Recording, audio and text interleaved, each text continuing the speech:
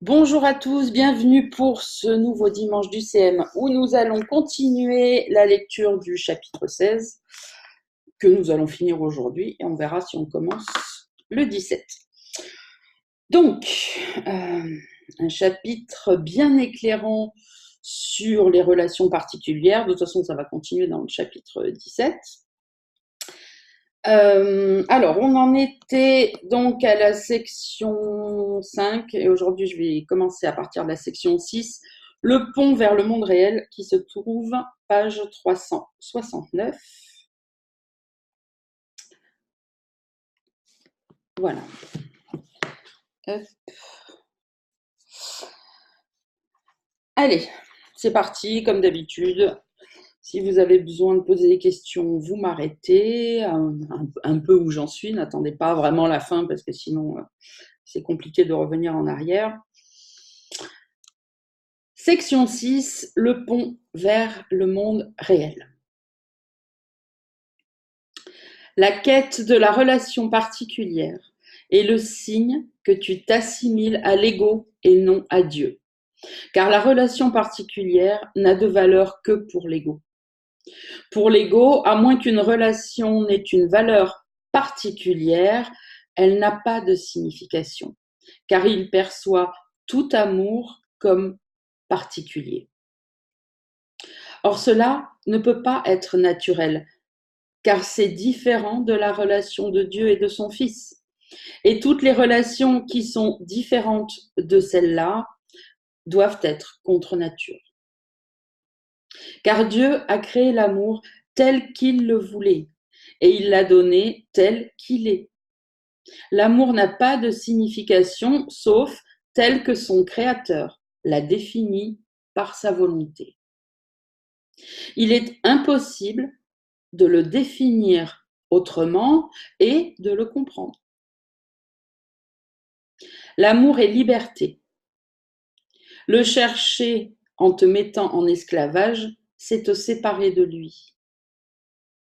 Pour l'amour de Dieu, ne cherche plus l'union dans la séparation, ni la liberté dans l'esclavage. Comme tu délivres, ainsi tu seras délivré. N'oublie pas cela, sinon l'amour sera incapable de te trouver et de te consoler. Il est une façon dont le Saint-Esprit demande ton aide, si tu veux bien de la sienne. L'instant saint est son aide la plus précieuse pour te protéger de l'attraction de la culpabilité qui est le réel appât dans la relation particulière. Alors, je fais une petite pause ici. Voilà. Ouais, ça c'est une chose dont j'ai souvent parlé, il y a longtemps déjà sur ma page, quand je l'ai créée, ma page Facebook, Sandrine Lamec, atteindre l'éveil par l'amour. Et qu'on va éclaircir ici, parce que tant qu'on ne comprend pas ça, tant qu'on ne comprend pas, voilà, plutôt, que nos émotions, nos sentiments sont dictés par qui? Par l'ego, puisque c'est lui qui a créé ce corps et tous les corps subtils, dimensionnels, émotionnels, machin, c'est pareil.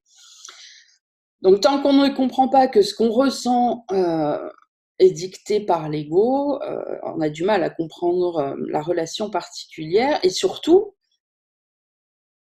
on ne comprend pas ce qui vient d'être dit, que ce qui nous attire, c'est le mauvais but, c'est l'attraction de la culpabilité. Donc, quand on ressent une attirance très forte comme ça, surtout dans la relation amoureuse, évidemment, quand on ne comprend pas ça, on se dit, mais bon sang, je l'aime, quoi, cette personne, je le sens. D'ailleurs, si elle n'est pas là, je suis triste, dès qu'elle est là, enfin, je ressens des choses. Et cette chose qui est ressentie, il vient de nous le dire, en fait. Qu'est-ce qu'on ressent? C'est pas l'amour, c'est l'attraction pour la culpabilité. C'est ça qui est ressenti. Puisque d'ailleurs, c'est pas de l'amour, c'est c'est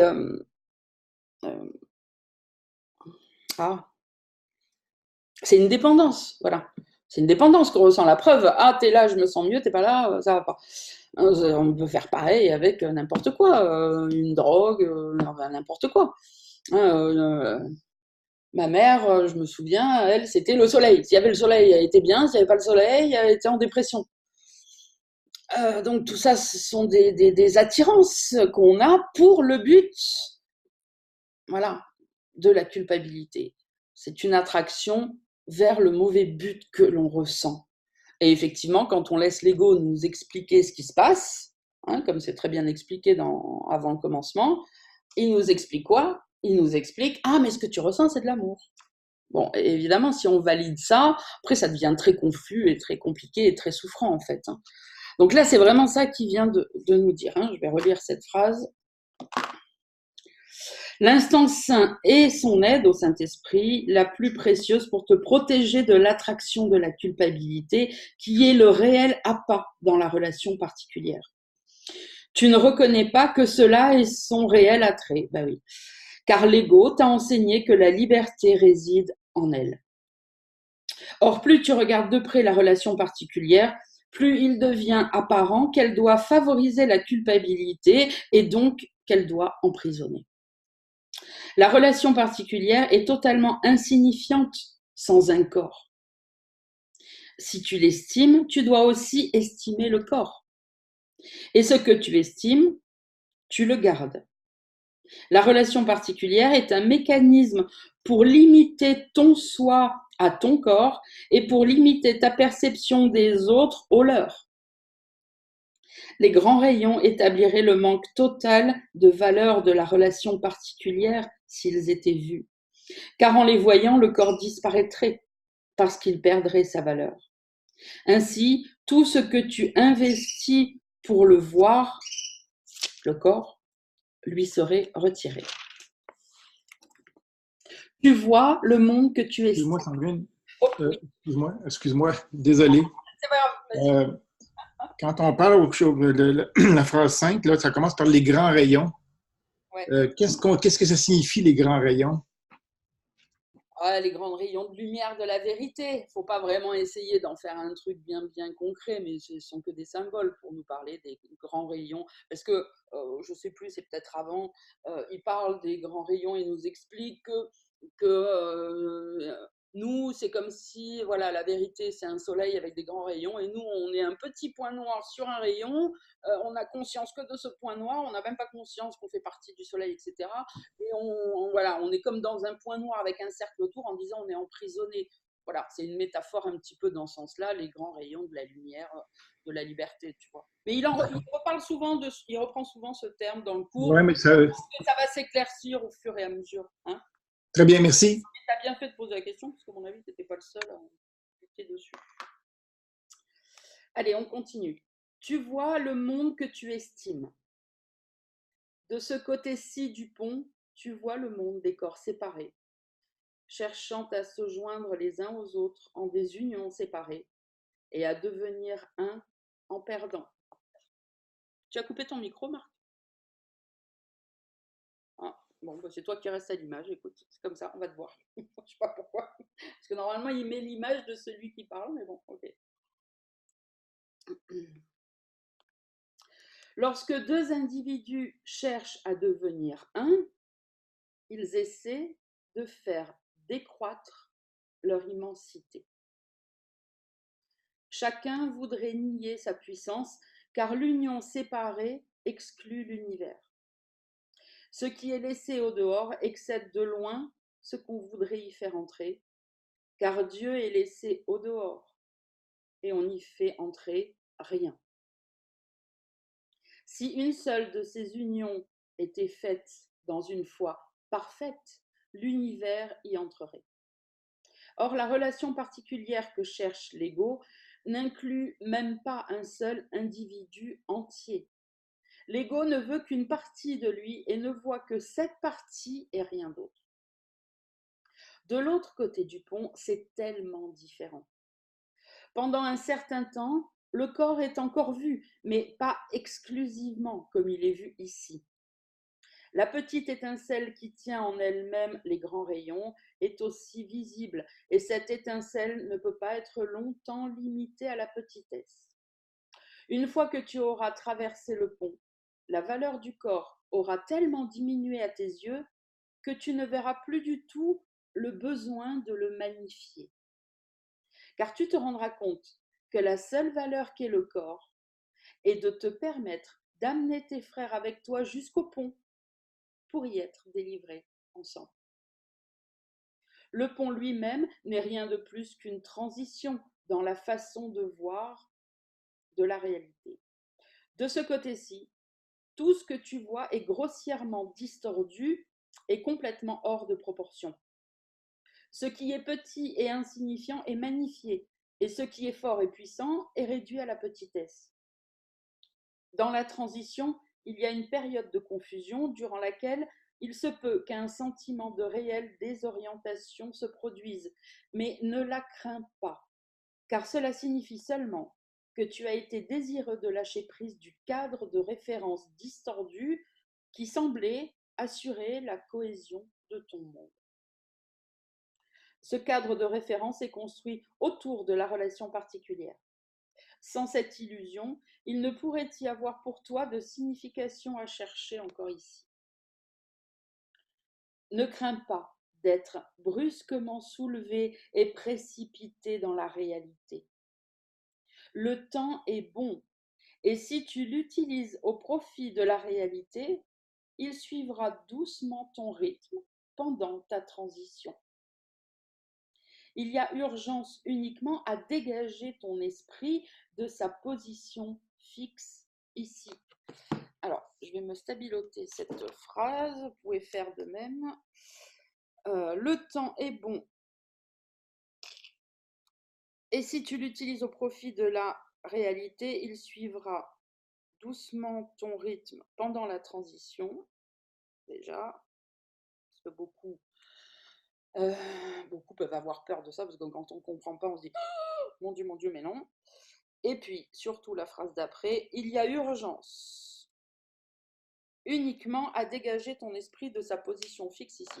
Ce qui va me permettre de clarifier justement un terme que je peux employer parfois avec certains, d'ailleurs avec quelqu'un qui ne fait plus partie du groupe depuis pas longtemps, mais qui reviendra peut-être, je l'espère. Où je disais, il y a urgence, viens, on va discuter toutes les deux, dépêche-toi, il y a urgence, voilà, c'est ça que je disais, il n'y a pas urgence à s'éveiller, il y a urgence à dégager ton esprit de la position fixe qu'il a. Et pour faire ça, à un moment donné, il faut mettre les choses à plat, discuter, et c'est pas en faisant 3 commentaires qu'on peut y arriver, il faut vraiment, voilà. Donc l'urgence est toujours à ce niveau-là.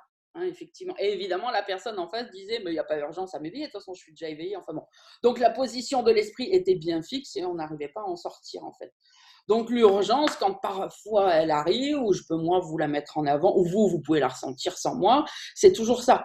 Il y a urgence à dégager mon esprit là, à un moment donné, il est dans un cul-de-sac et il faut vite que j'en sorte, parce que sinon, je vais rendre réel de plus en plus et je vais avoir de moins en moins la volonté d'en sortir. Ok ? Allez, on continue. Cela ne te laissera pas sans demeure ni sans cadre de référence, cette période de transition. La période de désorientation qui précède la transition proprement dite est bien plus courte que le temps qu'il a fallu pour fixer ton esprit si fermement sur les illusions. Tout retard te blessera maintenant plus qu'avant, pour la seule raison que tu te rends compte que c'est un retard et que l'évasion hors de la douleur est réellement possible. Trouve espoir et consolation plutôt que désespoir en ceci. Tu ne pourrais pas longtemps trouver ici même l'illusion de l'amour dans une relation particulière. Je relis cette phrase. Tu ne pourrais pas longtemps trouver ici même l'illusion de l'amour dans une relation particulière. Voilà. Et qu'est-ce qu'il nous a dit avant ? Trouve plutôt l'espoir dans cette phrase. Ok ? Et consolation, plutôt que peur et sentiment de devoir sacrifier quoi que ce soit. Tu ne pourrais pas longtemps trouver ici même l'illusion de l'amour dans une relation particulière, car tu n'es plus entièrement insane et tu reconnaîtras vite pour ce qu'elle est, la culpabilité de la trahison de soi. Rien de ce que tu cherches à renforcer dans les relations particulières ne fait réellement partie de toi. Et tu ne peux pas garder une partie du système de pensée qui t'enseignait qu'elle était réelle et en même temps comprendre la pensée qui connaît ce que tu es. Tu as permis à la pensée de ta réalité d'entrer dans ton esprit et parce que tu l'as invitée, elle demeurera avec toi. Ton amour pour elle ne te permettra pas de te trahir toi-même et tu ne pourrais pas entrer dans une relation où elle ne pourrait pas venir avec toi car tu ne voudrais pas en être séparé. Réjouis-toi d'avoir échappé au simulacre de salut que l'ego t'offrait. Et ne reviens pas avec nostalgie sur la parodie qu'il a faite de tes relations. Personne maintenant n'a besoin de souffrir, car tu es rendu trop loin pour céder à l'illusion de beauté et de sainteté de la culpabilité. Seuls ceux qui sont entièrement insanes pourraient regarder la mort et la souffrance, la maladie et le désespoir, et la voir ainsi. Ce que la culpabilité a forgé est laid, apeurant et très dangereux. Ne voilà aucune illusion de vérité et de beauté. Et sois reconnaissant de ce qu'il y a une place où la vérité et la beauté t'attendent. Va à leur rencontre avec joie et apprends comme beaucoup t'attend pour le simple désir de renoncer à rien parce que ce n'est rien. La nouvelle perspective que tu gagneras à traverser le pont sera de comprendre où est le ciel. De ce côté-ci, il semble être à l'extérieur et par-delà le pont. Or, en traversant pour te joindre à lui, c'est lui qui se joint à toi et devient un avec toi. Alors tu penseras, étonné et ravi, que pour tout cela, tu as renoncé à rien. La joie du ciel qui n'a pas de limite est augmentée de chaque lumière qui retourne prendre en lui sa juste place. N'attends pas plus longtemps pour l'amour de Dieu et de toi. Et puisse l'instant saint te donner des ailes, comme il le fera sûrement si tu le laisses seulement venir à toi. Le Saint-Esprit ne demande ton aide qu'en ce petit peu. Chaque fois que tes pensées s'égarent vers une relation particulière qui t'attire encore, entre avec lui dans un instant saint et laisse-le te délivrer. Il a seulement besoin de ton désir de partager son point de vue pour te le donner complètement. Et ton désir n'a pas besoin d'être complet parce que le sien est parfait. C'est sa tâche d'expier ton indésir par sa foi parfaite. Et c'est sa foi que tu partages là avec lui. Marie-Micheline, c'est pour toi. Par rapport à ce qu'on a dit hier, tu vois. Fais-toi une petite accolade à ce passage, tu reviendras le lire parce que vraiment, c'est impeccable. Du coup, je le redis. Le Saint-Esprit a seulement besoin de ton désir de partager son point de vue pour te le donner complètement. Et ton désir n'a pas besoin d'être complet parce que le sien est parfait. C'est sa tâche d'expier ton indésir, c'est-à-dire de corriger ton indésir. Et par quoi? Par sa foi parfaite. Et c'est sa foi parfaite à lui que tu partages là avec lui. Ok? Du fait que tu as reconnu ton indésir, et c'est bien la seule chose qui nous est demandée, l'honnêteté, voilà, du fait que tu as reconnu ton indésir d'être délivré, son parfait désir alors t'est donné tout de suite. Fais appel à lui, car le ciel répond à son appel, et laisse-le faire appel au ciel pour toi. C'est pas magnifique ça? Vous comprenez mieux pourquoi, je ne sais plus qui m'a posé la question il y a quelques jours. Ah bah c'était sûrement Denise, parce que j'en ai parlé qu'à elle pendant une semaine pratiquement, forcément. la question du petit désir, pourquoi petit désir, pourquoi pas grand, pourquoi… Bon, c'est sûrement des questions qui doivent être dans l'esprit commun de toute façon. Donc voilà pourquoi il nous parle de petits désirs, parce qu'on n'a pas besoin de faire des efforts pour en avoir un grand. Il suffit de reconnaître que notre désir est encore petit, faible, et qu'en fait on n'a encore pas trop envie, que notre indésir est là. Voilà, c'est toujours pareil, il faut juste de l'honnêteté et on lui donne, et lui va nous donner tout le reste. Il est là pour ça. Il est là pour ça. Est-ce que quelqu'un veut prendre la parole ?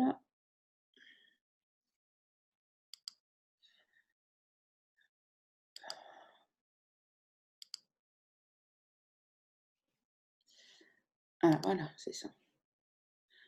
Parfait. On continue. Section 7, la fin des illusions.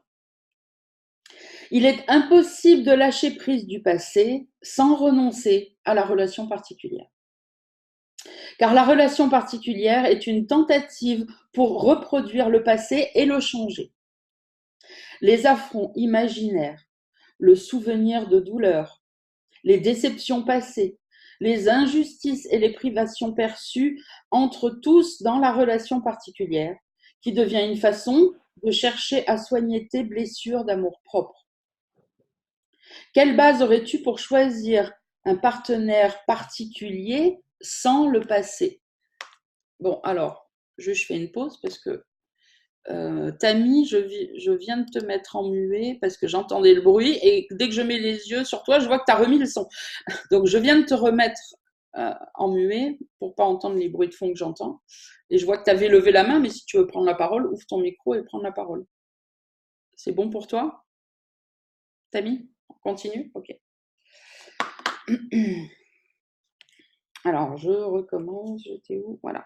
Quelle base aurais-tu pour choisir un partenaire particulier sans le passé ? Chaque choix de ce genre est fait parce qu'il y a dans le passé quelque chose de mal auquel tu t'accroches et que quelqu'un d'autre doit expier. La relation particulière tire vengeance du passé. La relation particulière tire vengeance du passé. En cherchant à enlever la souffrance dans le passé, elle passe sur le présent dans sa préoccupation du passé et son engagement total envers lui. Aucune relation particulière n'est éprouvée dans le présent. Les ombres du passé l'enveloppent et en font ce qu'elle est. Elle n'a pas de signification dans le présent et si elle ne signifie rien maintenant, elle ne peut pas du tout avoir de réelle signification. Comment peux-tu changer le passé sinon dans le fantasme ? Et qui peut te donner ce dont tu penses que le passé t'a privé ? Le passé n'est rien. Ne cherche pas à lui faire porter le blâme de tes privations, car le passé a disparu. Tu ne peux pas réellement ne pas lâcher prise de ce qui a déjà disparu. Ce doit être par conséquent que tu maintiens l'illusion qu'il n'a pas disparu, parce que tu penses que cela sert un quelconque but que tu veux voir accompli. Et ce doit être aussi que ce but ne peut pas être accompli dans le présent, mais seulement dans le passé. Ne sous-estime pas l'intensité de la soif de vengeance de l'ego sur le passé. Elle est complètement sauvage et complètement insane. Car l'ego se souvient de tout ce que tu as fait qui l'a offensé. Et il cherche à te le faire payer. Les fantasmes qu'il apporte dans les relations qu'il a choisies pour mettre en scène sa haine sont les fantasmes de ta destruction. Car l'ego te reproche le passé. Et dans ton évasion hors du passé, il se voit privé de la vengeance qu'il croit que tu mérites pleinement. Or, si tu ne t'alliais pas à lui pour ta propre destruction, l'ego ne pourrait pas te lier au passé. Dans la relation particulière, tu permets ta propre destruction. Que cela soit insane, c'est évident. Mais ce qui est moins évident, c'est que le présent ne t'est d'aucune utilité tant que tu t'allies à l'ego dans la poursuite de son but. Le passé a disparu. Ne cherche pas à le préserver dans la relation particulière qui te lie à lui et qui voudrait t'enseigner que ton salut est passé et que tu dois donc retourner dans le passé pour trouver le salut. Il n'est pas de fantasme qui ne contienne le rêve de châtiment pour le passé. Voudrais-tu réaliser le rêve ou en lâcher prise? Dans la relation particulière, il ne semble pas que ce soit un passage à l'acte de vengeance que tu cherches. Et même quand la haine et la sauvagerie percent brièvement, l'illusion d'amour n'est pas profondément ébranlée. Or, la seule chose à laquelle l'ego ne te permet jamais d'atteindre la conscience, c'est que la relation particulière est un passage à l'acte de vengeance contre toi-même. Or, quoi d'autre pourrait-elle être? En cherchant la relation particulière, tu ne cherches pas la gloire en toi-même. Tu as nié qu'elle y était et la relation en devient pour toi le substitut. Et la vengeance devient ton substitut à l'expiation. Et ton évasion hors de la vengeance devient ta perte. Contre cette idée insane que l'ego se fait du salut, le Saint-Esprit pose doucement l'instant saint. Nous avons dit plus tôt que le Saint-Esprit doit enseigner par comparaison et qu'il utilise des opposés pour indiquer la vérité. L'instant saint est l'opposé de la fixe croyance de l'ego dans le salut par la vengeance sur le passé. Dans l'instant saint, il est compris que le passé a disparu et avec sa disparition, la soif de vengeance a été extirpée et a disparu. Le calme et la paix de maintenant t'enveloppent d'une douceur parfaite. Tout a disparu sauf la vérité. Alors, je rappelle, puisqu'on parle énormément de l'instant saint dans ce chapitre, que l'instant saint, c'est le temps au-delà du temps. Il ne parle pas du moment présent coincé entre le passé et le futur dans le monde. Ok, ça, c'est pas ça, l'instant saint. Hein, c'est pas ça le moment présent. Et c'est d'ailleurs pour ça que dans l'instant saint, le calme et la paix t'enveloppent d'une douceur. Maintenant que tu es hors du monde, que tu es au-dessus du champ de bataille, que tu n'es plus soumis au passé, au futur, et que tu vis un moment hors du temps. Okay, c'est comme ça qu'il faut le comprendre. Sandrine? Oui. Bonjour, c'est François. Bonjour, Françoise. Le paragraphe 4. Oui. Le passé a disparu, ne cherche pas à le préserver dans la relation particulière. Oui. En fait, j'en suis arrivée à si, alors, par rapport à mon propre fils. Et je t'entends, je dis mon propre fils en plus. Et je me dis, là, le passé a disparu. C'est il y a longtemps qu'il s'est fait. Ce fils, il est toujours là. Et j'entretiens toujours la relation. Non, et là, moi, pour le moment, ça fait 2 semaines que je cafouille un peu parce que j'ai découvert que mon fils faisait partie aussi des relations particulières. Ok, j'ai compris. Je vais te répondre. Parce que Je t'entends pas. Je t'entends. Oui. Qu'est-ce que vous avez à pas m'entendre? Tiens, c'est bizarre. Ta voix est toute basse, oui. Alors, est-ce que tu m'entends mieux maintenant? Oui, c'est parfait. Voilà. Donc, c'est pas comme ça qu'il faut le comprendre en fait. D'abord, tu pars du principe que ton fils est un corps et que le corps est là. Donc forcément, tu ne peux pas comprendre ce qui vient d'être dit. Tu n'es pas là, ton fils n'est pas là, vous n'êtes pas là, c'est une illusion. Ok. C'est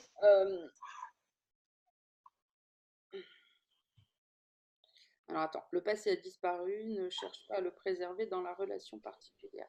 Le passé, c'est toute la croyance en la séparation. C'est de ça dont il parle en fait. C'est tout ce passé-là qui a disparu. Et effectivement, du coup, toutes les choses que tu as pu vivre hier, avant-hier, il y a 10 ans, il y a 15 ans, il y a 30 ans avec ton fils, de toute façon, ça c'est logique, on le voit bien. Même cette illusion-là a disparu, elle n'est pas là maintenant. Mais c'est vraiment plus dans le sens de comprendre que tout le passé a disparu, tout le monde a disparu, tout ce qui a semblé être là, qui était sorti de la croyance en la séparation, a déjà disparu, c'est déjà fini, on est déjà au ciel avec le Père. Donc en fait, c'est ne pense plus au passé, signifie aussi ne pense plus au monde, à l'illusion. Tu ne fais que, c'est bien expliqué ça dans un des audios de Gary Renard, ils en parlent, Arten et Pursa. Tu ne fais que regarder le film de la séparation encore et encore et encore. Il est déjà fini, c'est déjà terminé, en fait. Voilà, c'est le passé dans ce sens-là aussi qu'il faut le comprendre. Et si tu vois par rapport à ton fils, tu arrives à commencer à essayer de le voir comme ce qu'il est réellement, un pur esprit, et qui n'est pas ce corps. Donc déjà, si tu arrives à commencer à essayer de penser à lui en ces termes-là, le voir, ça veut dire aussi ça, à penser à lui en ces termes-là, bah déjà, tu vas arrêter de l'associer au corps. Et tu vas te souvenir un peu plus loin sur le chemin de ta réflexion bah, que le pur esprit, il n'est pas là. Voilà, il est au paradis, il est au royaume, il est au ciel, il est avec le Père et qu'il ne fait pas partie du temps illusoire. Tu comprends? C'est dans cette subtilité-là qu'il faut le comprendre. Est-ce que ça répond à ta question? Plus ou moins. Alors, je me doutais que ça suffisait pas. Alors dis-moi. Bah, en fin de compte, je me rends compte que ça cafouille là, depuis qu'il m'a annoncé son déménagement. Et là, ça a commencé à... Alors, ok. Et je sais pas. Essaye de voir en toi que la relation que tu as avec ton fils ou avec n'importe qui d'autre, c'est pareil, n'est qu'en esprit, en fait. Oui. Tu vois? D'accord. Oui, ok, ça va. Hein? Je vous en place là, oui. Ok. Donc, c'est pas parce que le corps n'est pas là que tu n'es pas en relation avec lui. Il pourrait être décédé que tu seras toujours en relation avec lui. On le sait tous, toutes les gens qu'on a aimés dans notre vie qui sont plus là, hein, ils sont là. Exact. Moi, mes parents sont morts, je les oublierai jamais. Oui. Tu comprends? Ils sont dans mon esprit. Le fait que je puisse pas les tenir dans mes bras ne m'empêche en rien, par moment, de penser à eux et de les aimer, en fait. Mais plus en tant que corps, en fait. Et évidemment, plus j'étudie le cours en miracle, plus je pense à eux différemment qu'avant, évidemment. Mais voilà. Et au contraire, je vais te dire, à la limite, ça m'aide, parce qu'il n'y a plus le corps qui vient me faire croire des trucs et me tenter et me distraire. Voilà. Ils sont pas là. De toute façon, quand je pense à eux, je ne peux pas faire autrement qu'en esprit, puisque les corps ne sont plus là. Donc, c'est encore plus facile de les voir en tant que pur esprit, dans leur réalité, de savoir qu'ils sont de toute façon, comme nous tous, déjà en Dieu, en sécurité. Même si peut-être qu'ils vont revenir se réincarner, machin, et j'en aurai pas conscience, puisque voilà, c'est fini. Mais tu comprends, on est en relation avec les gens, en pensée toujours uniquement. Pourquoi? Parce qu'il n'y a que l'esprit qui existe. Donc, à chaque fois que vous essayez de comprendre un truc, là, en l'occurrence, le courant miracle, par rapport à la prémisse que le monde est réel, que le corps est réel et que le temps est réel, ben, ça donne ce que ta question de tout à l'heure. Tu peux pas comprendre, ça bloque et ça peut amener que de la confusion et puis de la contrariété, en fait. La base, il faut toujours se souvenir qu'il n'y a que l'esprit qui est réel et qu'il n'y a que les esprits qui sont en relation, en fait. Oui, c'est vrai, parce qu'en fin de compte, avec mes parents qui sont partis il y a 2 ans, ça se voit aussi en esprit. Et là, le problème ne se pose pas. Ouais. Et oui, parce que le corps est là pour te distraire. Voilà, exact. Voilà, il est là pour nous distraire. Précieux. C'est bon maintenant? Ça va mieux? Oui, ça va. Allez, Merci. super. Ok. Allez, je relis la dernière phrase et j'enchaîne avec le paragraphe 7. Le calme et la paix de maintenant, le moment hors du temps, t'enveloppe d'une douceur parfaite. Tout a disparu dans ce maintenant, sauf la vérité.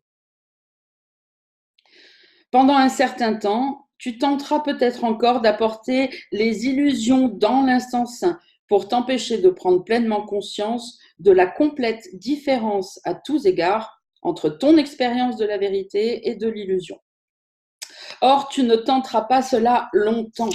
Dans l'instant saint, la puissance du Saint-Esprit prévaudra parce que tu t'es joint à lui. Ah, c'est sûr que de toute façon, pour vivre l'instant saint, il faut s'être déjà joint au Saint-Esprit. Donc forcément, ça ne peut pas, voilà, il n'y a rien qui peut venir à ce moment-là contre le Saint-Esprit, puisque la prémisse était je me joins au Saint-Esprit, je vis l'instant saint, et du coup, la force du Saint-Esprit, il n'y a plus que ça qui est là, et voilà. Les illusions que tu apportes avec toi affaibliront ton expérience de lui un certain temps et t'empêcheront de garder cette expérience dans ton esprit. Or, l'instant saint est éternel. Voyez, si encore vous aviez un doute, peut-être ce que j'ai dit juste avant, là il nous dit, l'instant saint est éternel. Donc l'éternité n'est pas dans le monde. C'est bien le maintenant qui est toujours et qui a toujours été et qui est en dehors du monde. Hein, ce n'est pas le moment présent de là, de cette seconde-là. Okay. Or, l'instant saint est éternel et tes illusions du temps n'empêcheront pas l'intemporel d'être ce qu'il est, ni toi d'en faire l'expérience telle qu'il est. Ce que Dieu t'a donné est véritablement donné et sera véritablement reçu, car les dons de Dieu n'ont pas de réalité si tu ne les reçois pas. Le fait que tu les reçois complète son don. Tu recevras parce que sa volonté est de donner. Il a donné l'instant saint pour qu'il te soit donné et il est impossible que tu ne le reçoives pas parce qu'il l'a donné. Quand il a voulu que son fils soit libre, son fils fut libre. Dans l'instant saint, il te rappelle que son fils sera toujours exactement tel qu'il a été créé. Et tout ce que le Saint-Esprit enseigne sert à te rappeler que tu as reçu ce que Dieu t'a donné. Il n'y a rien que tu puisses reprocher à la réalité. Tout ce qui doit être pardonné, ce sont les illusions que tu as reprochées à tes frères. Vous allez vous la stabiloter celle-là, hein, parce qu'elle va bien vous aider dans le processus du pardon. Tout ce qui doit être pardonné, ce sont les illusions que tu as reprochées à tes frères.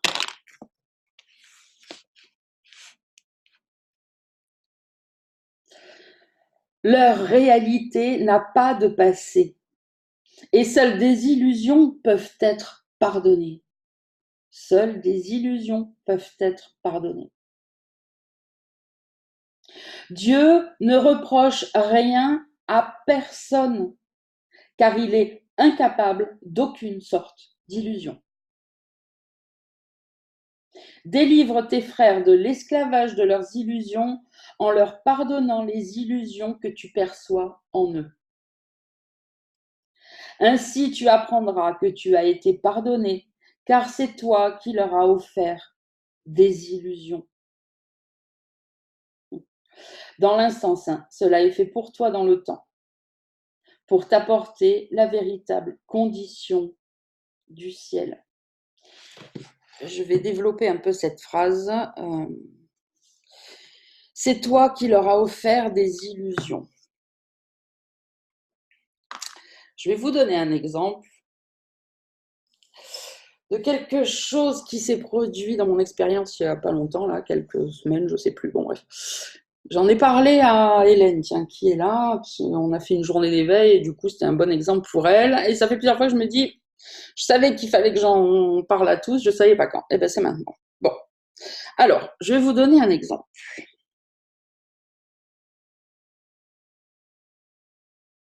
Oui. Ah oui, alors on va agrandir le truc, c'est génial. Bon. Ça y est, je me souviens exactement quand ça s'est passé. Alors, je vais essayer de ne pas partir dans tous les sens pour faire un truc concis. Ok, donc, bon, je ne vous dis pas quand ça s'est passé, ça n'a pas d'importance. Mais il n'y a vraiment pas très longtemps, là, il y a 15 jours, il s'était passé des grands bouleversements sur le groupe, ok, qui m'ont laissé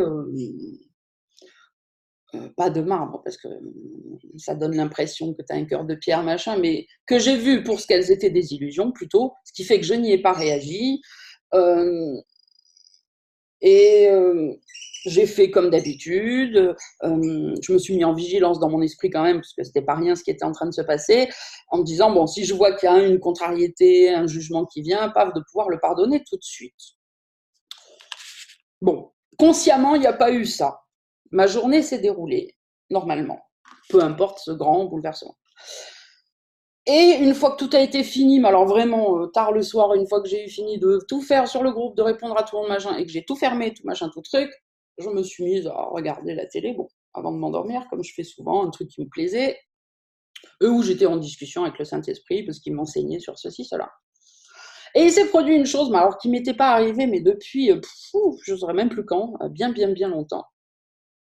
C'est que d'un seul coup, c'était un jour férié, donc c'était comme un samedi soir. Et malgré que tout était fermé ici, parce qu'il devait, je sais plus, il devait faire chaud, enfin je sais plus, peu importe, tout était fermé. Souvent j'ai les balcons, les trucs ouverts, je fumais une cigarette dehors, je fais des allers-retours, mais là j'avais tout fermé. Bon. Donc malgré que tout était fermé avec les doubles vitrages et machin, les trucs, je commence à entendre des cris dehors, mais une bagarre quoi. Et puis des garçons, des filles, enfin bon, comme si j'étais à la sortie d'une boîte où d'un seul coup il y a des trucs qui se déclenchent, c'était vraiment fort. Or que j'habite dans un quartier tranquille, machin, bon. Et il était, je sais pas, peut-être 2h du matin, un truc comme ça. Donc du coup, ça m'interpelle déjà, parce que je vous dis, c'est très rare, je ne vis plus ce genre de choses en général, puisque à chaque fois qu'il y a quelque chose, je le pardonne, donc du coup, j'ai pas cette projection qui vient à moi. Donc déjà, je me dis, attends, c'est bien ça, c'est pas autre chose, c'est pas la télé, non, je baisse le son. Et quand j'ai compris que ça venait vraiment de dehors, le temps que je me lève pour aller ouvrir machin, déjà, j'étais en train de me dire, ok, donc là, c'est une couche de ton inconscient qui remonte, la violence, etc. Ça t'appartient, c'est sûr. Et tout de suite, je me suis dit, chouette, je suis en train d'attaquer une autre couche d'inconscient. Ça faisait bien longtemps que ça arrivait plus. Ça veut dire que j'ai tout ratiboisé à ce niveau-là, qui était accessible à moi aujourd'hui. Et maintenant, hop, je descends un peu plus profond. Super. Donc je sors, je me mets sur le balcon et évidemment, j'ai la vue évidemment direct sur le truc. C'était des jeunes qui s'embrouillaient, quoi. Il y avait des voitures en plein milieu garées, tout le monde s'était arrêté, sorti. Les filles qui juraient dans tous les sens, je vous explique même pas. Ça criait, ça pleurait, ça machin. Bon, je voyais pas de bagarre, pas de tout ça, mais ça criait dans tous les sens, quoi. Donc je me suis mis sur mon balcon, comme d'habitude. J'ai allumé ma petite cigarette et j'ai commencé à regarder ça, en faisant exactement ce que je vous propose de faire à chacun, à chaque fois. Et, ok, Sandrine, tu es où là? Tu es dans ton esprit. Il n'y a pas de monde à part de toi. Donc, toute cette violence qui est là, c'est ta violence à toi, inconsciente, qui est en train de remonter et que tu vas pardonner. Donc, évidemment, je fais mon pardon. Je suis restée un moment, bien 10 minutes, pour être sûre de rien louper. Vous voyez, même moi, je me suis recadrée tout de suite parce que vite, on peut commencer à vouloir penser à autre chose. J'ai bien remis les choses à plat, comme si j'étais obligée de l'expliquer à quelqu'un. Parce que voilà, je me l'aurais expliqué à moi, pour être sûre, pour pas que la peur puisse rentrer, pour pas que je loupe, pour pas que je prenne à la légère. Voilà, c'est ton esprit, là. Et donc, j'ai même été plus loin. Je me demande même si je ne parlais pas peut-être toute seule à voix haute, je ne m'en suis pas rendu compte, pour que ça soit bien, bien clair. Et donc, je me remets dans la situation, je commence à faire mes pardons d'une manière automatique, comme je fais depuis des années. J'attends un peu pour voir si la paix revient. Enfin, qu'est-ce qui vient? Est-ce que c'est la paix? Et d'un seul coup, je ressens une grande compassion. Voilà, c'est le mot. C'est pas de l'empathie, c'est une compassion pour mes frères et sœurs qui étaient en bas. Et là, de nouveau, j'ai réaffirmé pour encore plus éclaircir mon esprit, même si je le sais intellectuellement, là, en le ressentant, c'est là où je vais l'ancrer encore plus, pour les fois où je serais tentée d'oublier. Je dis, Sandrine, ouais, tu ressens de la compassion, parce que c'est toi qui as commandité tes frères et sœurs. Tu leur as demandé inconsciemment de se comporter comme ça, pour que tu puisses avoir l'occasion de prendre conscience de ce qu'il y a dans ton esprit. Alors, remercie-les de jouer cette pièce de théâtre sous tes yeux et de vivre un moment pas agréable du tout, puisque moi, ça va, je suis sur mon balcon, tout va bien, hein. Mais eux, ils sont en train de souffrir là, en fait. Et du coup, Non seulement, évidemment, je ne peux que leur pardonner si j'avais un jugement qui pouvait venir sur eux, mais là, c'est même plus un pardon, c'est qu'à la limite, je les remercie et que je me pardonne à moi d'avoir encore eu besoin de créer des petits bonhommes en pâte à modeler, machin, pour pouvoir, moi, prendre conscience et responsabilité voilà, de ma volonté d'être séparée, de mon indésir encore, de rentrer à la maison, etc., etc., etc. Et une fois que j'ai pris le temps de faire ça en détail, que ça a été fini, je suis rentrée, j'ai fermé les portes, je me suis remise allongée dans mon lit. Je n'ai pas remis la télé tout de suite d'ailleurs. Je suis restée avec le Saint-Esprit. Avec ça, j'entendais encore quelques cris. Ça n'a pas duré longtemps, ça s'est arrêté. Qu'est-ce qui s'est passé? Je n'ai pas été voir. Est-ce qu'ils sont partis chamailler plus loin? J'en sais rien. Est-ce qu'ils ont arrêté de se chamailler? J'en sais rien. Mais ça ne m'intéresse pas en fait. Parce que ce qui m'intéresse, c'est ce dont moi je suis consciente en fait. Et donc ça a pris encore 5 minutes peut-être, je ne saurais pas vous dire. Et puis ça s'est arrêté. Et là, je savais que, ok, le Saint-Esprit me disait, ça y est, le pardon est fait. Voilà.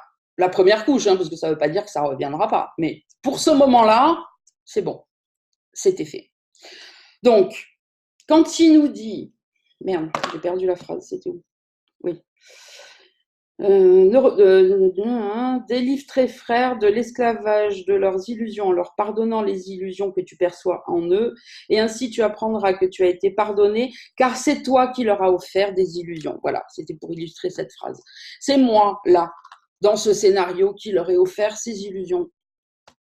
C'est moi qui leur ai demandé de venir jouer aux méchants pour que je puisse en prendre conscience. Donc oui, je me libère moi, bien sûr, la première démarche, c'est de pardonner à moi, parce que c'est moi qui veux m'éveiller, rentrer en Dieu, me souvenir. Mais je me libère moi et je les libère eux en même temps, au niveau où ils sont capables d'accepter. Après, s'ils veulent continuer à s'embrouiller, enfin, chacun est libre, ok, après ça ne me concerne plus. Mais moi, j'ai fait ma part, en fait.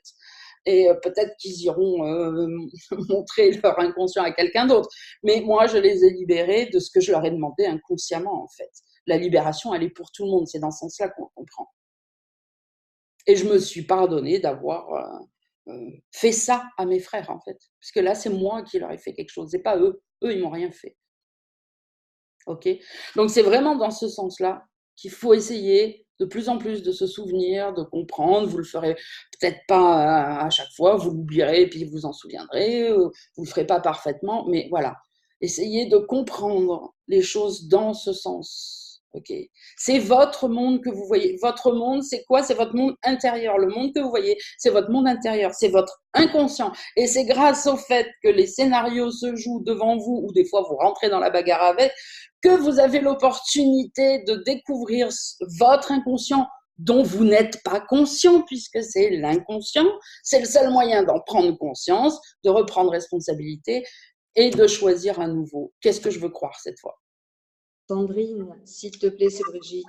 Il y a quelque chose qui me trouble ici quand tu dis je leur ai demandé de faire cette mise en scène et finalement c'est eux qui souffrent. Et j'ai eu du coup de la gratitude pour eux. Et ça me trouble énormément parce que ça me fait penser à ma fille, par exemple, qui souffre.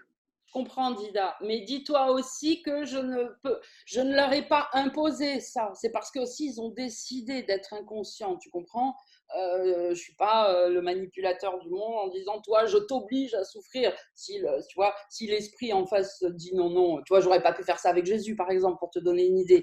Donc bien sûr on reprend responsabilité pour toutes les raisons que je viens d'expliquer là et que je sais que tu as très bien compris, mais en même temps c'est commun, tu vois. Donc l'esprit en face qui a bien voulu se laisser manipuler par l'ego, ben, c'est parce qu'il a décidé. Il a décidé à un moment, peut-être pas dans le monde là, évidemment, là tu as la vision que c'est toi, ta fille, etc., qu'elle est plus jeune, machin, mais tout ça c'est l'illusion de l'ego. On est tous égaux, on est tous des esprits qui venons nous incarner avec tout un stock de croyances fausses, machin, et on a tous les mêmes occasions de pardonner, et les histoires d'âge et de relations mère-fille, supérieure-inférieure, en fait, ne tiennent pas en réalité. Donc, si la personne en face veut se souvenir, elle a aussi les mêmes occasions de pardon. Tu n'as pas fait ça aux gens contre leur volonté. Voilà, parce que c'est ça qui te turlupine, c'est ça que l'ego est venu te dire et qui t'a fait mal là. Non, on l'a fait ensemble en fait, parce que j'essaye de vous l'expliquer dans un sens pour que vous compreniez. Mais l'autre en face, il ne peut être manipulé par moi que s'il veut bien être manipulé par l'ego en fait. Tu comprends? En fait, s'il veut être manipulé par l'ego en moi, c'est parce que l'ego en lui veut jouer le jeu aussi. Hein, c'est vraiment un truc partagé en fait. D'accord? Donc, ne te sens pas coupable. Tu vois, là, c'est encore une pensée de l'ego pour ressentir la culpabilité. Souviens-toi tout de suite que la culpabilité ne te fera jamais ressentir de la paix, de la joie, ni te donnera de la compréhension qui va te permettre d'avancer. Pardonne-toi tout de suite de ressentir cette culpabilité. Et si encore ça te bouleverse les heures qui viennent, cette conversation et cette réalisation, donne-le au Saint-Esprit. N'essaye plus d'y penser seul et laisse, les réponses vont te venir, okay, pour éclaircir tout. D'accord? Merci. Allez. Ok, donc paragraphe 10, c'est bon, j'avais lu. Bon, allez, je relis la phrase 7, la dernière phrase du paragraphe 9. Dans l'instant saint, cela est fait pour toi dans le temps, pour t'apporter la véritable condition du ciel. Oui, juste pour dire un petit mot là-dedans, parce que ça revient souvent en ce moment. Pour être capable d'être en communication avec Dieu, ou bon, ça c'est le truc final, mais on va dire ne serait-ce qu'avec le Saint-Esprit, vivre des instants saints, etc., il faut se mettre dans la condition qui correspond à ça. Et là, il nous le dit, hop, comme ça, mine de rien, un mot, mais je le souligne. Hein, la condition du ciel. Dans l'instant saint, cela est fait pour toi dans le temps, pour t'apporter la véritable condition du ciel. Tout ce qu'on essaye de faire quand on s'éveille pour rentrer à la maison, c'est se mettre dans la condition où on peut être en présence du Saint-Esprit et par extension, après, finalement, en présence de Dieu.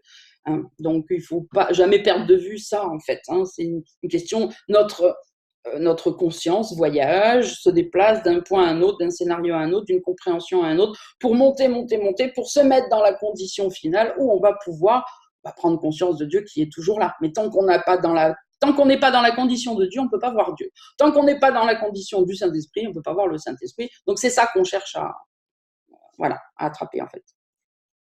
Je continue. Souviens-toi que tu choisis toujours entre la vérité et l'illusion, entre l'expiation réelle qui guérirait et l'expiation de l'ego qui détruirait. La puissance de Dieu et tout son amour, sans limite, te soutiendront lorsque tu chercheras uniquement ta place dans le plan de l'expiation qui vient de son amour. Sois l'allié de Dieu et non de l'ego, en cherchant comment l'expiation peut venir à toi. Son aide suffit, car son messager, le Saint-Esprit, comprend comment te rendre le royaume et comment placer dans ta relation avec lui tout ton investissement dans le salut. Cherche et trouve son message dans l'instant saint, où toutes les illusions sont pardonnées. De là, le miracle s'étend pour bénir chacun et résoudre tous les problèmes, qu'ils soient perçus comme grands ou petits, possibles ou impossibles. Il n'est rien qui ne fera place à lui et à sa majesté. Se joindre à lui en étroite relation, c'est accepter que les relations soient réelles et c'est abandonner par leur réalité toutes les illusions pour la réalité de ta relation avec Dieu. Loué soit ta relation avec lui et avec nul autre. La vérité réside là et nulle part ailleurs. Tu choisis cela ou rien. Ok, une petite précision avant de lire la prière finale. Pour toutes les mamans et fils et filles là, ça va répondre à tout le monde.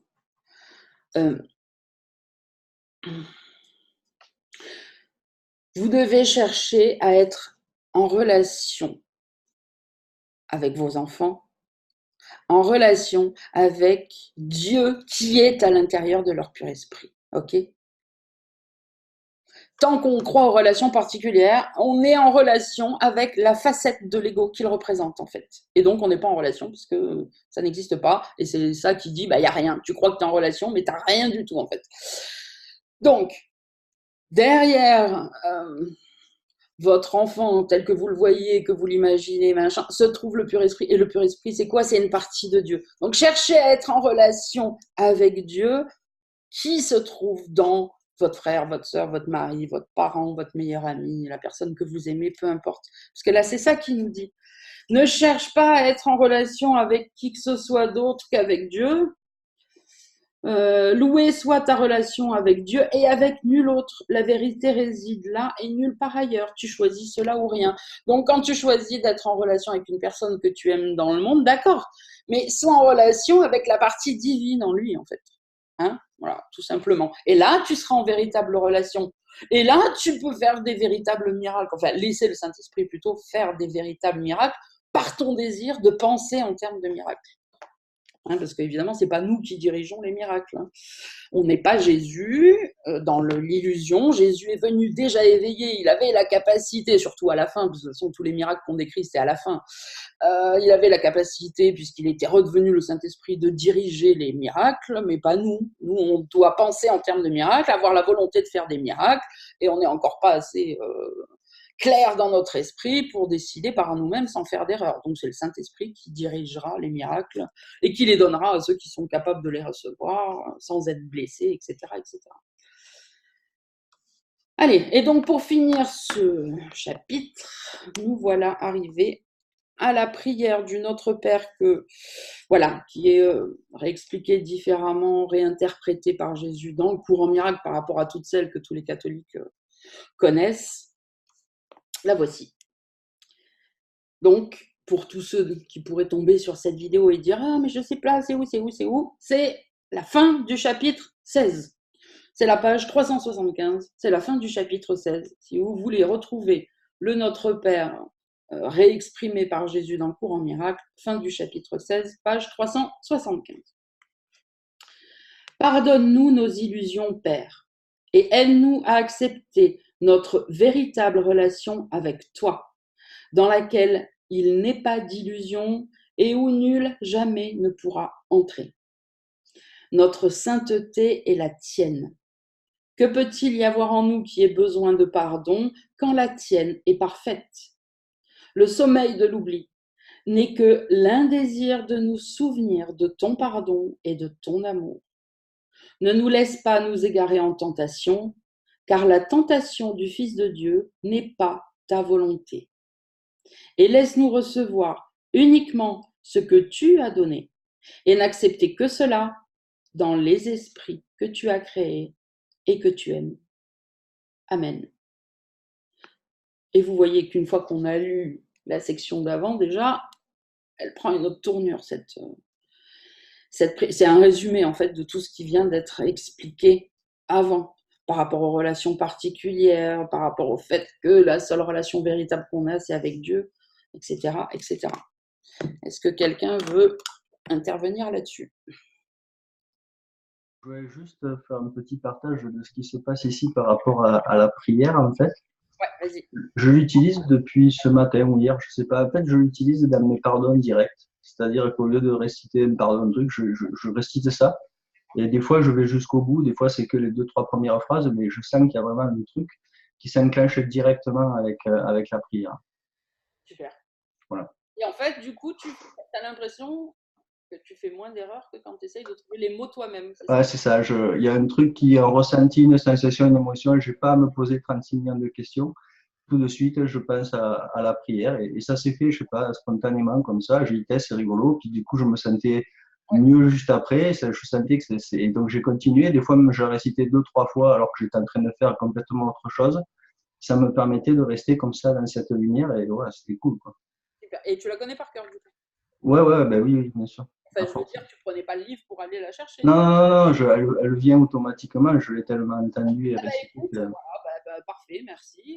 Si les autres vous sentent inspirés à faire ça, faites-le. Alors, c'est toujours pareil, hein, ne faites pas une église parce que ça ne veut pas dire que parce que ça va marcher un temps, que ça va marcher toujours. Parce que vous savez, l'ego, à un moment donné, il peut. Mais si ça marche pendant un temps, mais bien sûr, tiens, c'est très bien. Peut-être que ça va plaire à tout le monde et que pendant un temps, pour ceux qui apprennent le pardon, plutôt que d'essayer de trouver les mots à dire vous-même, parce que je vois bien, surtout là, la semaine de retraite que j'ai passée avec Denise, elle était, mais je la comprends, elle débute en plus, elle a ouvert le cours en miracle il y a 4 mois, hein, donc voilà. à vouloir absolument noter les mots que je disais à chaque fois que je lui donnais un exemple de pardon. Évidemment, comme je ne disais jamais les mêmes mots, au bout d'un moment, la pauvre, elle était là. Mais bon, alors, pour ceux qui ont besoin d'un support de mots, ou au début, ou par moment on a tous besoin, bah voilà, merci Francky. Apprenez-la par cœur, cette prière. Et puis voilà, récitez-la pour votre pardon. Si vous arrivez bien à ressentir toute la compréhension qu'elle en a, c'est parfait. Impeccable. Quelle heure il est ? C'est bon, on a le temps de commencer le chapitre 17. Donc c'est bon pour tout le monde, le chapitre 16 ? On enchaîne ? De toute façon, on enchaîne sur le même thème. Le chapitre 17, il finit de... la relation particulière, elle va finir d'en prendre pour son grade là. Sandrine, c'est peut-être un petit détail sans importance, mais j'avais le souvenir que, je crois que c'était dans une leçon, ou je ne sais plus où j'ai vu, qui disait que Dieu ne pardonne pas car il ne condamne pas. Ouais. Et là, dans la prière, ce qui m'a sauté aux yeux, c'est le sommeil de l'oubli n'est que l'un désir de nous souvenir de ton pardon et de ton amour. Bon, c'est mais parce que justement, en fait, oui, mais c'est parce que t'as raison, ouais.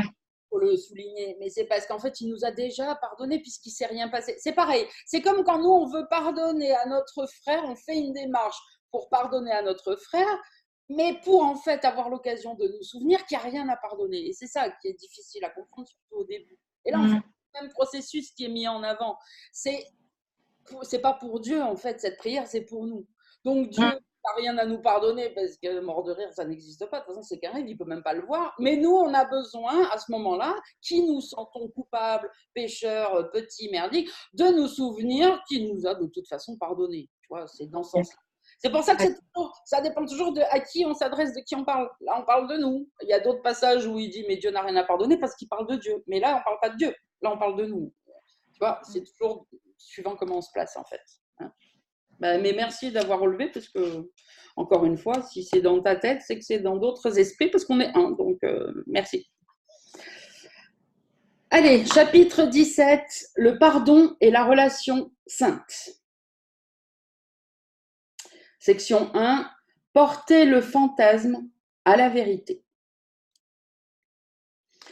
La trahison du Fils de Dieu réside uniquement dans les illusions, et tous ses péchés, entre guillemets, ne sont que ses propres imaginations.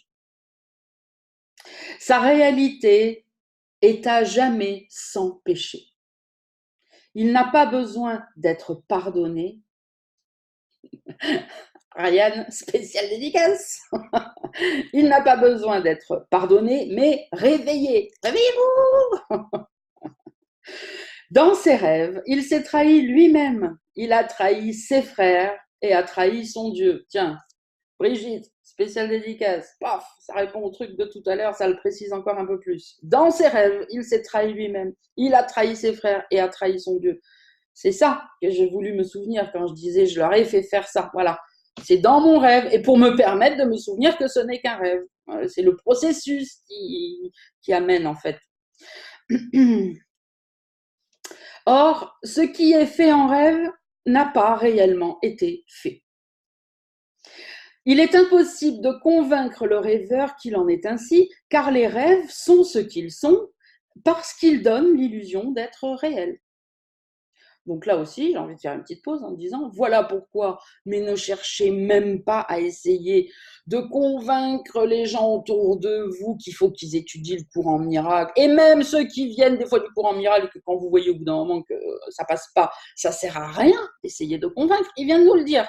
Car il faut que la personne soit convaincue pour pouvoir commencer à lui apporter quelque chose. Si elle est sûre de ce qu'elle croit, bah c'est mort, on ne peut pas changer ça chez quelqu'un. Il est impossible de convaincre le rêveur qu'il en est ainsi, car les rêves sont ce qu'ils sont parce qu'ils donnent l'illusion d'être réels. Point. Dans l'éveil seul est la pleine délivrance des rêves, car alors seulement il devient parfaitement apparent qu'ils n'ont eu absolument aucun effet sur la réalité et qu'ils ne l'ont pas changé.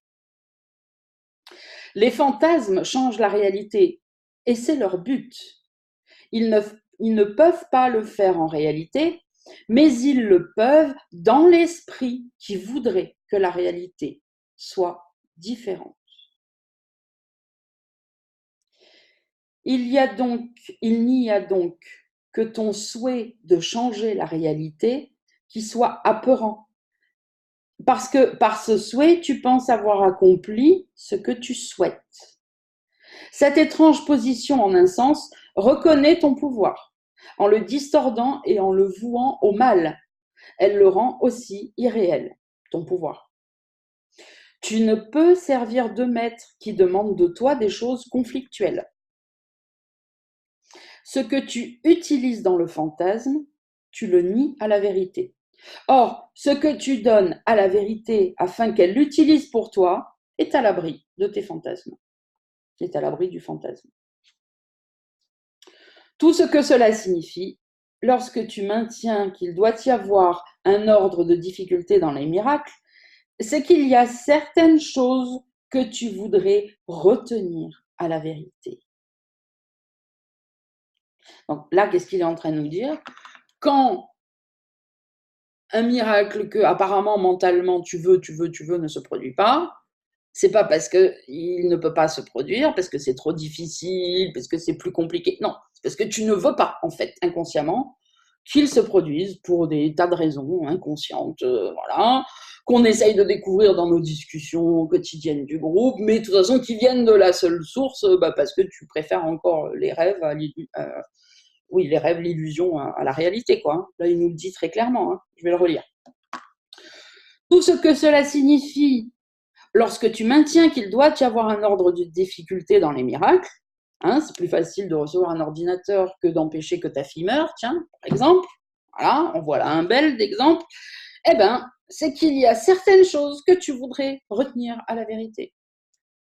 Voilà, comme la vie et la mort, là, en l'occurrence, la croyance en la mort, par exemple. Tu crois que la vérité ne saurait pas s'en occuper uniquement parce que tu voudrais les garder loin de la vérité. Tout simplement, ton manque de foi dans le pouvoir qui guérit toute douleur surgit de ton souhait de conserver certains aspects de la réalité pour les fantasmes. Si seulement tu te rendais compte de ce que cela doit faire à ta reconnaissance pour le tout. Ce que tu réserves, tu l'enlèves à celui qui voudrait te délivrer. À moins que tu ne le rendes, il est inévitable que ton point de vue sur la réalité soit fausse et incorrigé.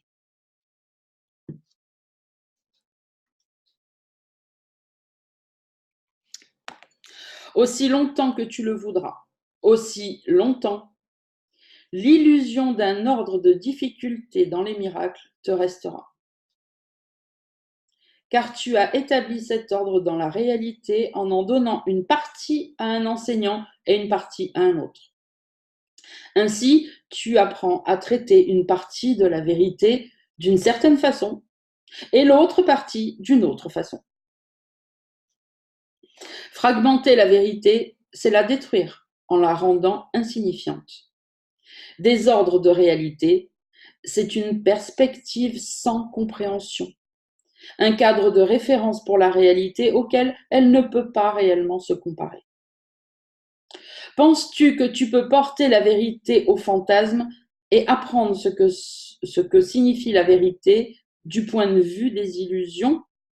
Parce que c'est ça, 3/4 du temps qu'on essaye de faire. Hein. Je relis cette phrase. Penses-tu que tu peux porter la vérité au fantasme et apprendre ce que signifie la vérité du point de vue des illusions?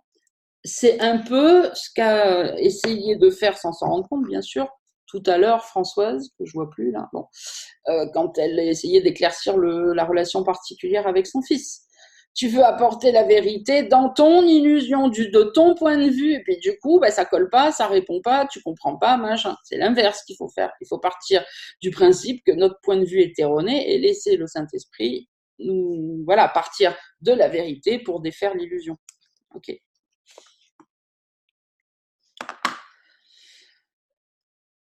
La vérité n'a pas de signification dans l'illusion. Voilà, on continue. Oui, la vérité n'a pas de signification si tu pars du principe que ton fils est un corps, machin. C'est QFD, j'ai envie de dire. Le cadre de référence, pour sa signification, doit être elle-même. Quand tu essaies de porter la vérité aux illusions, tu essaies de rendre les illusions réelles et de les garder en justifiant ta croyance en elles. Mais mettre les illusions à la vérité, c'est permettre à la vérité d'enseigner que les illusions sont irréelles et te permettre ainsi de leur échapper. Ne garde aucune idée à l'écart de la vérité. Sinon, tu établis des ordres de réalité qui doivent t'emprisonner. Il n'y a pas d'ordre dans la réalité, parce que là, tout est vrai. Sois désireux, donc, de donner tout ce que tu as gardé en dehors de la vérité à celui qui connaît la vérité et en qui tout est porté à la vérité.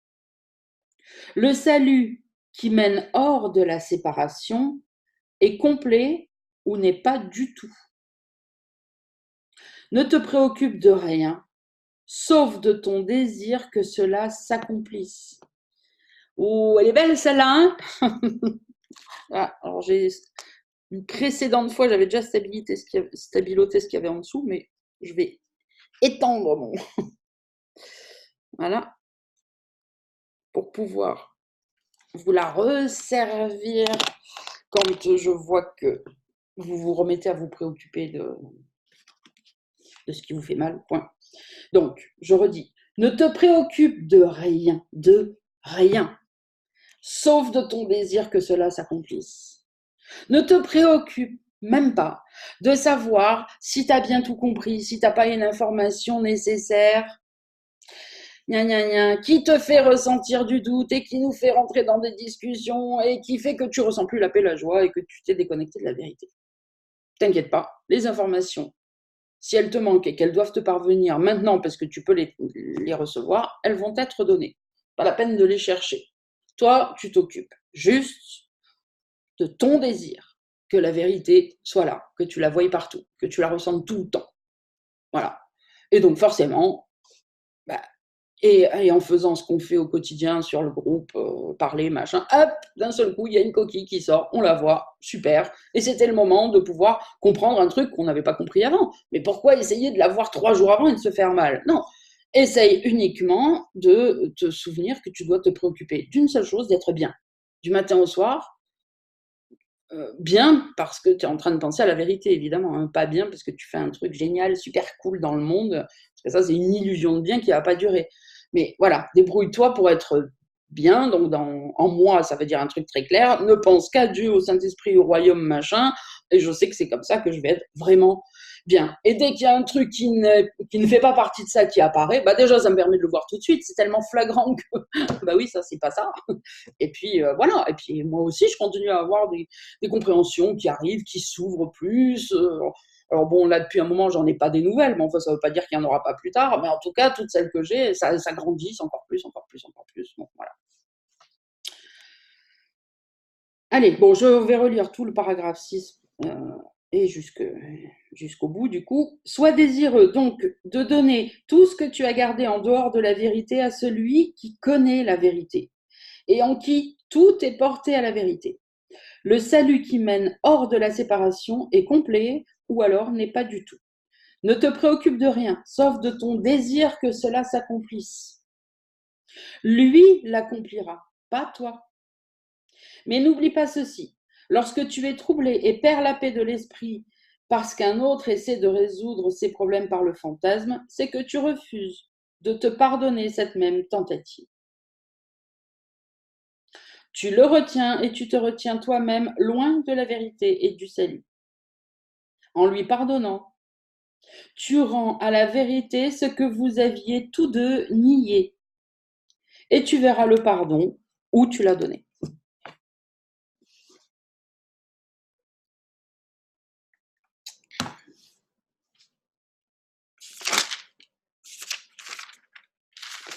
Allez, on continue avec la deuxième section et on s'arrêtera là. À moins que quelqu'un là veuille prendre la parole, peut-être. Non. Section 2, le monde pardonné.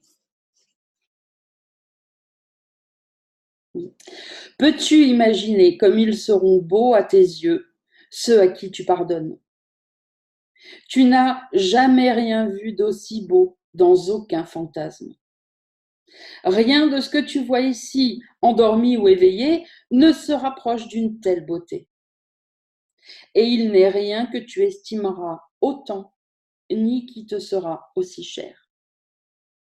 Rien dont tu te souviennes et qui a fait chanter ton cœur de joie ne t'a jamais apporté même une parcelle du bonheur que cette vue t'apportera. Car tu verras le Fils de Dieu. Tu contempleras la beauté que le Saint-Esprit aime à regarder et pour laquelle il remercie le Père. Il a été créé afin de la voir pour toi, jusqu'à ce que tu aies appris à la voir par toi-même. Et tout son enseignement conduit à la voir et à rendre grâce avec lui. Alors, je vois que Françoise est revenue, donc je vais refaire une petite aparté et j'en profite pour te dire, regarde le replay, Françoise, parce que tout à l'heure, tu n'étais pas là, je me suis adressée à toi, tant pis, donc tu iras écouter. Françoise, tu m'entends? Parce que je vois pas de réaction de ta part pendant que je parle, donc je me demande si tu m'entends. C'est bon? Oui? Bah, alors écoute, si tu me parles, ouvre le micro parce que j'entends pas moi ce que tu dis.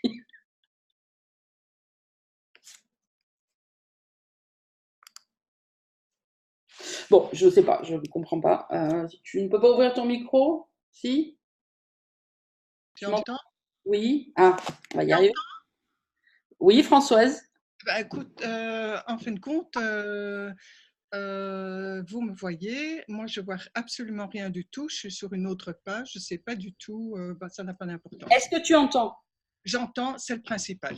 Bon, alors, est-ce que tu as entendu ce que je t'ai dit juste avant ou pas? Oui, j'ai entendu aussi, mais ça a cafouillé sur mon écran. Et Bon, c'est pas grave, tu iras écouter le replay. parce que tout à l'heure, tu n'étais pas devant ton écran, je sais pas, tu étais peut-être partie aux toilettes. J'ai dit un truc. Oui. Voilà, ok. Donc là, on va y arriver. Oui. Donc, pour refermer ton micro, c'est bon. Et donc là, alors du coup, qu'est-ce que je voulais dire? C'est devenu compliqué cette histoire. Oui, voilà. Ce que je viens de lire là, tu le reliras. Et ce que je voulais préciser, c'est, regarde, tout à l'heure, tu sentais peut-être de la tristesse, ton fils, de ce que je comprends, hein, va peut-être déménager, il va être éloigné de toi géographiquement, machin, et tu regrettes toute la beauté que tu ne veux pas perdre, cette relation avec ton fils, le voir, machin. Relis ce que je viens de lire tout à l'heure, regarde ce qu'il est en train de te dire, rien de ce que tu n'as jamais jugé de si magnifique que ça ici n'est un millième de la beauté que tu verras quand tu te souviendras de voir Dieu dans le pur esprit de toutes tes relations particulières. C'est juste ça que je voulais dire. Referme ton micro, ma belle, s'il te plaît, parce que...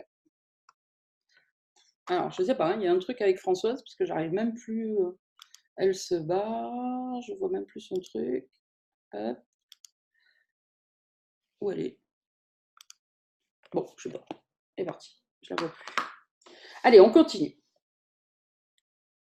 Cette beauté n'est pas un fantasme. C'est le monde réel, luisant, propre et neuf, où tout étincelle sous le plein soleil. Là, rien n'est caché, car tout a été pardonné et il n'y a pas de fantasme pour cacher la vérité. Le pont entre ce monde-là et celui-ci est si petit et si facile à traverser qu'il t'est difficile de croire que c'est le lieu de rencontre de mondes si différents. Or, ce petit pont est la chose la plus puissante qui touche à ce monde. Ce petit pas si minuscule qu'il a échappé à ton attention est une enjambée à travers le temps jusque dans l'éternité. Par-delà toute laideur, jusque dans une beauté qui t'enchantera et dont la perfection ne cessera jamais de t'émerveiller. Ce pas, le plus petit, qui ait jamais été fait, et pourtant le plus grand accomplissement de tous dans le plan de Dieu pour l'expiation. Tout le reste est appris, mais cela est donné, complet et entièrement parfait. Nul autre que lui, Dieu, qui a planifié le salut, ne pourrait le compléter ainsi. Le monde réel, dans toute sa beauté, tu apprends à l'atteindre. Tous les fantasmes sont défaits, et personne ni rien ne leur reste lié, et par ton propre pardon, tu es libre de voir. Or, ce que tu vois n'est que ce que tu as fait, revêtu de la bénédiction de ton pardon. Et avec cette ultime bénédiction du Fils de Dieu sur lui-même, la perception réelle, née du nouveau point de vue qu'il a appris, a rempli son but. Les étoiles disparaîtront dans la lumière et le soleil qui a ouvert le monde à la beauté s'évanouira. La perception n'aura plus de signification une fois qu'elle aura été parfaite, car tout ce qui a été utilisé pour l'apprentissage n'aura plus de fonction. Rien ne changera jamais, ni passage, ni ombre, ni différence, ni variation qui rendrait la perception possible ne surviendront plus. La perception du monde réel sera si brève que tu auras à peine le temps d'en remercier Dieu, car Dieu fera rapidement le dernier pas quand tu auras atteint le monde réel et seras enfin rendu prêt pour lui. Le monde réel s'atteint simplement par le pardon complet de l'ancien, le monde que tu vois sans pardon. Celle-là aussi, vous pouvez vous la stabiloter. Moi, je l'avais déjà fait. Et vous le mettre dans vos petits, je sais pas, vos notes sur le pardon, peut-être si vous faites ça, parce que c'est vrai que souvent j'entends ah, je ne sais pas si j'ai bien pardonné, si mon pardon est complet, et c'est vrai que je me suis souvent vue répondre oui, mais même quand tu fais bien ton pardon sur le moment, il n'est pas complet, puisque le jour où ton pardon sera complet, tu rentreras à la maison. Et donc là, c'est très bien exprimé. Donc je relis cette phrase. Le monde réel s'atteint simplement par le pardon complet de l'ancien, le monde que tu vois sans pardon. Le grand transformateur de la perception fera avec toi l'examen minutieux de l'esprit qui a fait ce monde et te découvrira les raisons apparentes pour lesquelles il a été fait. À la lumière de la raison réelle qu'il apporte, quand tu le suis, il te montrera qu'il n'y a pas de raison du tout ici. Chaque tâche que sa raison touche prend vie et vibre de beauté. Et ce qui semblait laid dans les ténèbres de ton manque de raison est soudain délivré à la beauté. Pas même ce que le Fils de Dieu a fait dans l'insanité ne pourrait être sans une étincelle de beauté cachée que la douceur pourrait libérer. Tu verras surgir toute cette beauté pour bénir ta vue quand tu regarderas le monde avec des yeux qui pardonnent. Un petit coup de stabilo sur celle-là aussi. Tu verras surgir toute cette beauté pour bénir ta vue quand tu regarderas le monde avec des yeux qui pardonnent. Car le pardon transforme littéralement la vision et te fait voir le monde réel qui s'étire tranquillement et doucement par-delà le chaos, en enlevant toutes les illusions qui avaient distordu ta perception et l'avaient fixée sur le passé. La plus petite feuille devient une chose merveilleuse et le moindre brin d'herbe un signe de la perfection de Dieu. Du monde pardonné, le Fils de Dieu est aisément soulevé jusqu'en sa demeure. Et là, il connaît qu'il s'y est toujours reposé en paix. Le salut même deviendra un rêve et disparaîtra de son esprit, car le salut est la fin des rêves et il n'aura plus de signification à la clôture du rêve.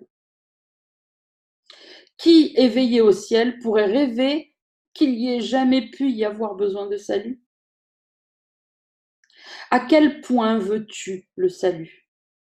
À quel point veux-tu le salut? Il te donnera le monde réel qui est prêt et brûle de t'être donné. Le Saint-Esprit a si grande hâte de te le donner qu'il ne voudrait pas attendre, bien qu'il attende patiemment. Réponds à sa patience par ton impatience de tout retard à votre rencontre. Réjouis-toi et va rencontrer ton Rédempteur. Va avec lui d'un pas confiant et quitte ce monde pour le monde réel de beauté et de pardon. Amen. Voilà. On s'arrête là pour aujourd'hui. Je vais arrêter l'enregistrement et donc je dis bonne semaine à tous ceux qui vont regarder cette vidéo en replay. Comme d'habitude, prenez soin de votre esprit et à dimanche prochain. Je vous embrasse.